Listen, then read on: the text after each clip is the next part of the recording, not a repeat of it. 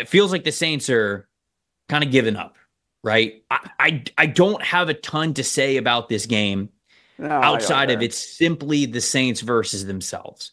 They're just not a good football team. They lose the Carolina Panthers last week. They fire their head coach. It's an interim head coach. You got the players getting on social media, like just airing out their emotions. It's not a good spot. Marshawn Lattimore going after the quarterback. Yeah, I mean, like Marshawn Lattimore gets traded. You mentioned you've got former players, Mike Thomas, going after Derek Carr for putting Olave in harm's way, and Olave goes through another concussion. They're already down Rashid Shaheed. Like, what are we necessarily supposed to think about this Saints team at this point? Outside of those week 2 wins that they had earlier in those 2 week that 2-0 stretch that they had in weeks 1 and weeks 2 of the season, the Saints are 28th in offensive EPA per play, and they are 28th in defensive EPA per play. This is simply put one of the worst teams in the NFL. And before the season, I said that the Saints were going to be a sneaky team to get a top 5 draft pick this year, and they are still on that train. Now, I thought that I was going to be dead wrong 2 weeks into the season,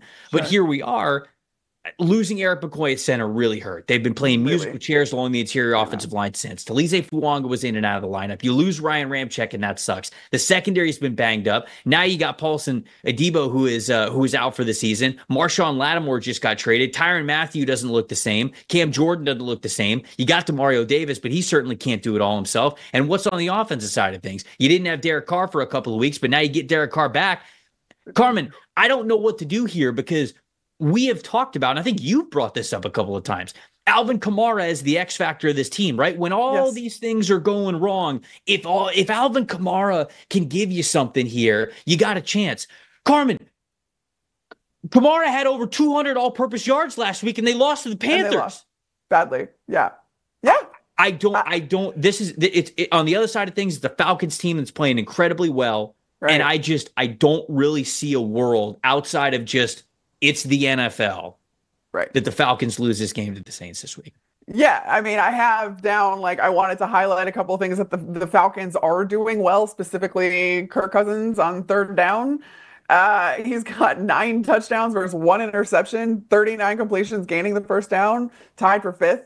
And, New Orleans isn't particularly good on third down, but you're so right in the fact that what is kind of the point in going back and forth about how these teams match up when, I think the matchup that matters is the Saints against themselves. I think the plus factor is maybe, you see these teams that fire their head coach and they get a bump from that. And, right. And is there kind of that parity that this is the NFL type scenario where this team kind of huddles around itself and says, okay, we're playing for pride. We're all professionals here. We need to put it on the line and kind of band together and figure out a way to win. And to be fair, doing that against a division team is not out of the question because you are so incredibly familiar with each other. And this is such a good rivalry between the Falcons and the Saints. Anything can happen, but you're right. Alvin Kamara can't do it all himself. Demario Davis can't do it all himself. And that's pretty much what you have on either side of the ball for the New Orleans Saints right now. I just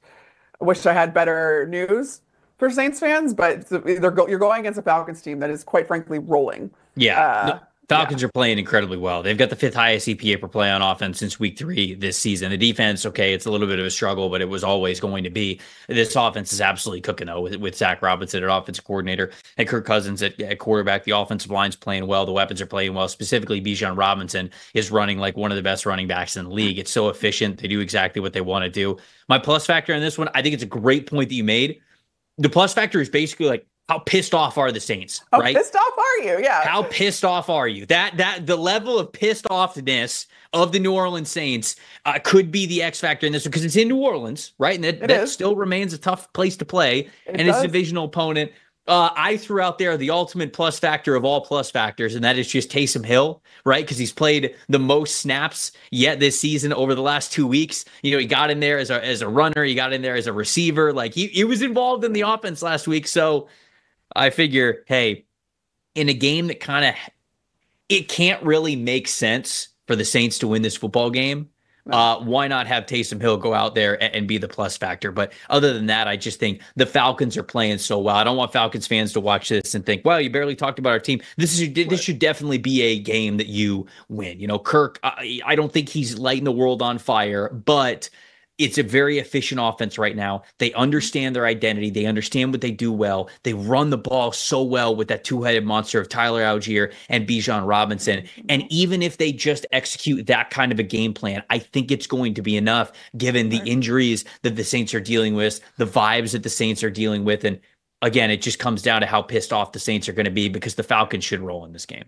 Yeah, and they will be. And again, playing in New Orleans, it's a very hostile environment.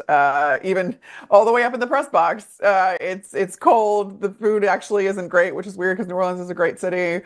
No one knows how to get anywhere between the field and up into the press box. It's deafeningly loud. Absolutely, because the noise is reverberating off of the ceiling right into the press box, as is the AC. I love that. I love that. I would if I don't have so many scars from there. I was going to say, you had a different job to do that I did actually working for the team. And so I think that you are certainly allowed to have the differing opinion here. But like, as a beat reporter, when I was there, I was God, you couldn't hear yourself think. Hell, I was in the building for the Ryan Fitzpatrick, like, what was it, 48-40 game? That was just the most insane performance. Yeah. It was the bomb to Mike Evans. You're like, what is going on here? So I was there for that, and it was crazy vibes. So I do certainly remember that. You don't need breakfast there. You could just go to Cafe Dumont, right? That's where. Not even lunch. Like, it was just like, it was such an afterthought. Oh, you didn't. Okay, so you don't want to do it for breakfast. You went there for lunch. Okay, that makes sense. I mean, like, they didn't, and then they take away so like, I also would survive on like hot tea. Because it was so cold. And I'm not one even to get cold like that because I'm from Chicago. Like, I can deal with it. But they would pull the hot tea. Come on. But in the third quarter. And I'm like, I had 2 more cups to keep me going here. Like, I need this stuff just to stay warm. Why are you taking it away from me? They only took it away from you guys because you worked for the Bucks, right? I know, exactly. No, I don't know if that's the case. They packed it up in the entire press box. I was going to say, nobody come after me. I'm not attacking anybody. I never looked forward to doing that as much as I love New Orleans as a city, and I do. It was never a fun time when you worked for the team, and the Bucks got spanked in that building so many times. Hosting Super Bowl this year.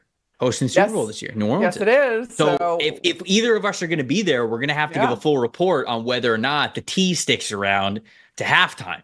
That's the NFL is in charge of that at that point. So that's a whole different animal there. It's not the Saints staff that's dictating any of that. But I mean, maybe it was worse because we were the Bucks and we were a division rival, and they decided that they weren't going to feed us or give us tea.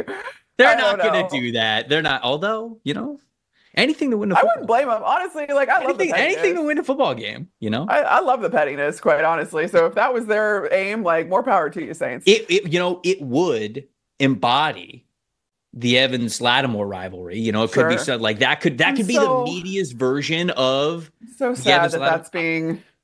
There's still a chance. There's still a chance. There is. If they meet in the playoffs, Washington wins the division. Bucks get into the wild card. Yes. And we get Mike Evans versus Marshawn Lattimore playoff version. That's what the people need.